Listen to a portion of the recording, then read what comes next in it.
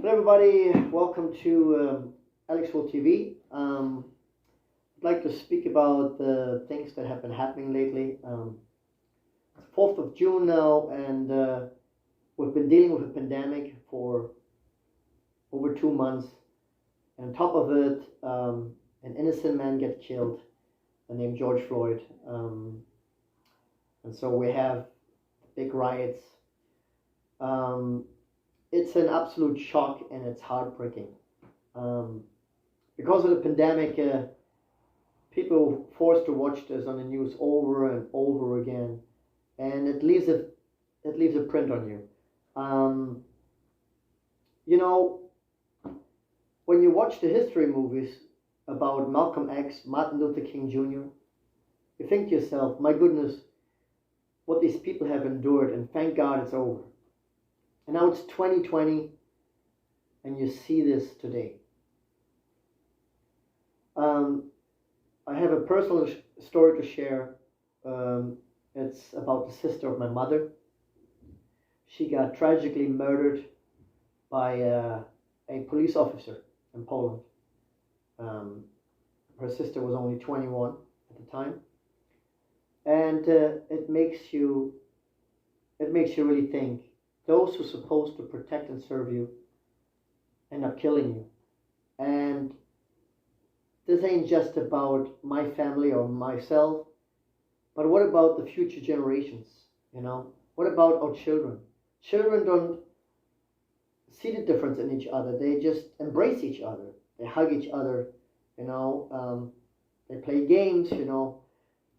All the stuff that you experience as a child. But this kind of hatred that's been going on around the world, it's really heartbreaking, and it haunts you because it's unpredictable, and it's really there are just no words to describe this feeling. I think everyone is dealing with that. The silver lining is that everybody's marching together, and what we want is a peaceful march, but everybody at this point goes on the street, makes a statement, stands up for the Afro-American community, but it's also about humanity. We're all human beings, and our planet, it's God's home, and all children of God deserve to have this home. All children of God are welcome, deserving to have peace, harmony, equal treatment, freedom, love, all of that. And this is the time to make a change. This is the time to not just pull it under the rug, to make a post on the social media alone. It's important to stand up for each other. I personally got attacked by neo-Nazis in my country, in East Germany. I come from a Polish family. My brother had a different father, so he was of darker skin color. And just because of that in itself, it was already a problem, and he had to constantly deal with harassment by the police, but also been attacked by neo-Nazi groups and other groups. Myself, if you don't know much about me, you probably would think, hey, I'm German, or whichever European, I shouldn't have a problem, but I also had to deal with it multiple times. Neo-Nazis at the time were attacking people like us, because if you spoke a different language, or you had a family member who looked differently or was from another country, you got attacked. So my heart really goes out for the community right now. And so I want to share all my light, all my love, all my support. I just want to express that we're here together and we're going to get through this. I remember when I was attacked, people were standing around me not helping.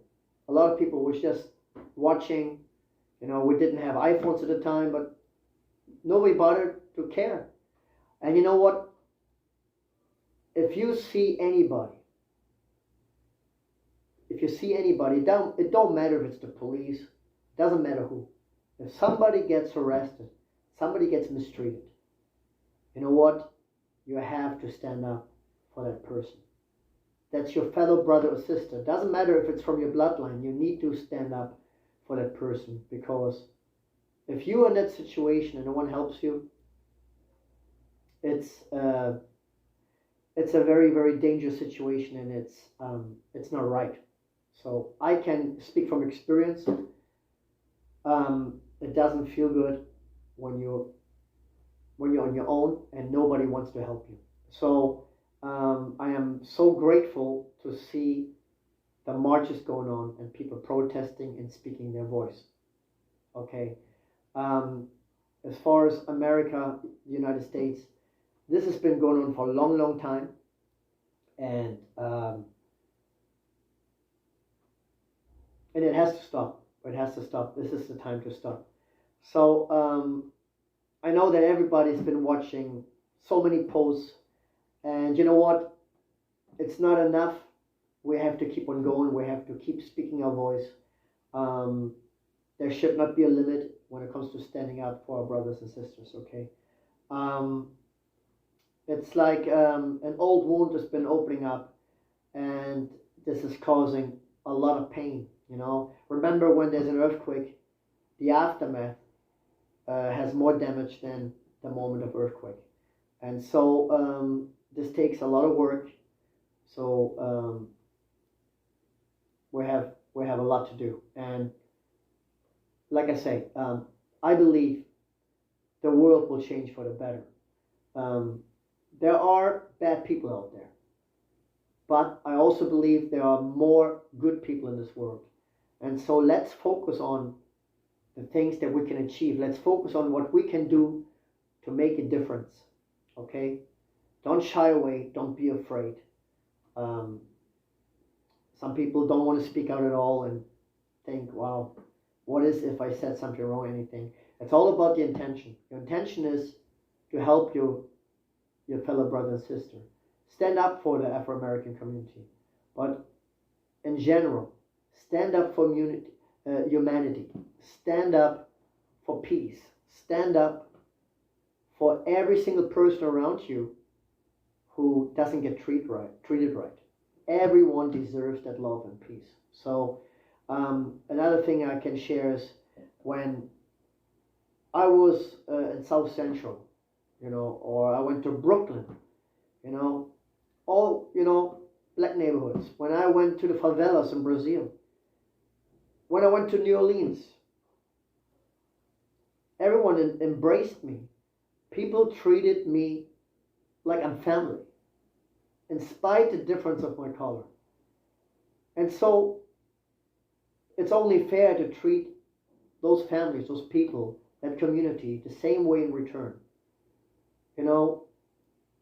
I want to empathize on, please don't put a label on a soul.